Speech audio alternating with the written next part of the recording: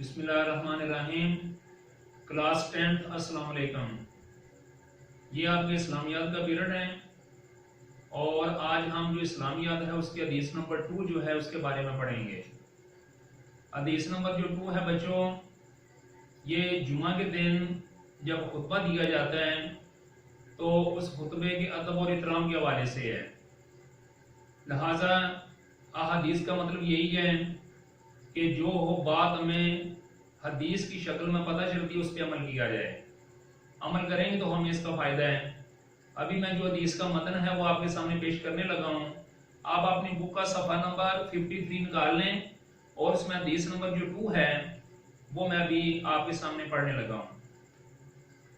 इज़ा कुल्ता लिस्साहिबिका यौमल जुमुआते अनसितु वल इमामु यख्तुबु फ़क़द लगूत। इसका मतलब यह है कि इज़ा जिस वक़्त कुल तो आपने कहा लिस्साहिबे का अपने साथी से यौमल जुमुआते जुमा के दिन अन से तो कि खामोश हो जा वल इमामु यख्तुबु जबकि जो इमाम है वो खुतबा दे रहा हो फ़क़द पास यकीनन आपने लगोत फजूल बात की। बामावरा तर्जुमा ये है कि जब तुमने जुमा के दिन अपने साथी से ये कहा खामोश हो जाओ जबकि इमाम खुतबा दे रहा हो तो तुमने फजूल बात की।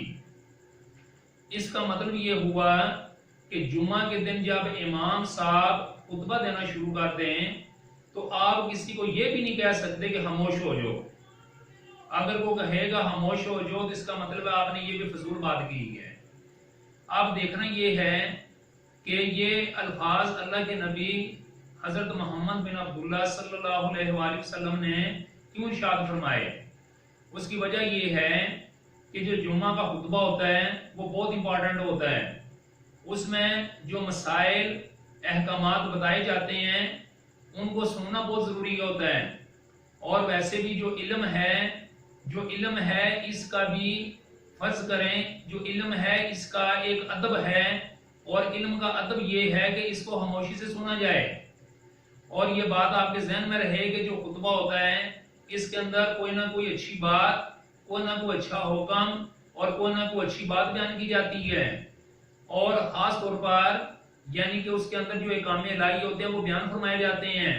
कुरान पाक की कुछ याद भी पढ़ी जाती हैं। लिहाजा हम साहब का गौर से सुनना ये बहुत ज़रूरी होता है।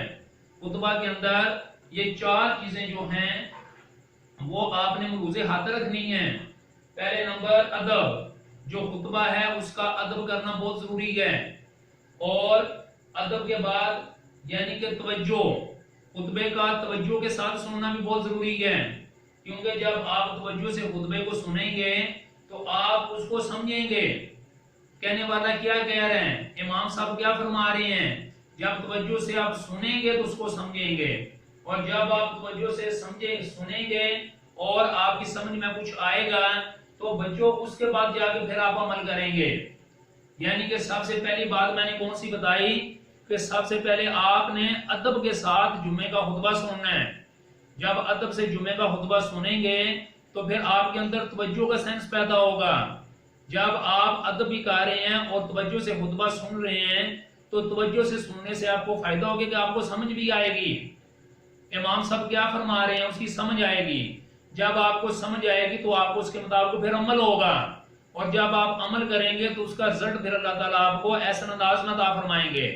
लिहाजा ये बात आपके जहन में रहे कि जब भी जुमा का खुतबा हो, यहाँ तक फरमाया गया कि जब जुमे का खुतबा हो शुरू हो रहा हो तो यानी कि यहाँ तक के लोगों को डिस्टर्ब भी ना करें। और अगर कोई बंदा अपनी कम फहमी की वजह से, कम इल्मी की वजह से बातें कर रहे हैं, शोर कर रहे हैं तो आपके लिए ये भी हुक्म नहीं है कि आप उससे बोलें कि वो खामोश हो जाए।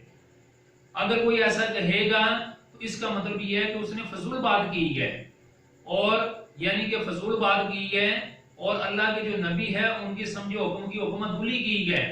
लिहाजा ये याद रखें खसूसी तौर पे यानी कि जो बच्चे हैं जो कि जुमा अदा करते हैं, क्योंकि आप अभी 10वीं क्लास के अंदर हैं और 10वीं क्लास में जब बच्चा होता है तो उसको उस पे जो जुमा है ये फर्ज होता है। और बच्चों जब भी आप नमाज जुमा के लिए घर से जाएं तो पूरी तैयारी के साथ जाएं बड़ी मतलब ये खुशू और वजू के साथ वहां पे जाएं और इंतहाई अदब के साथ वहां पे बैठ जाएं, ना तो लोगों की यानी कि कंधे फैलाएंगे और ना वहां पे जाके शोर शराबा करें।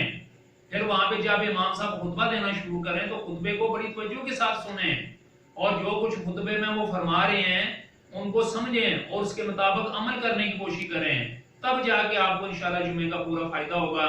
तो बच्चों, ये आज की हदीस थी, हदीस नंबर 2 थी, और हदीस नंबर 1 तो हम इससे पहले पढ़ चुके हैं जो नमाज के हवाले से थी।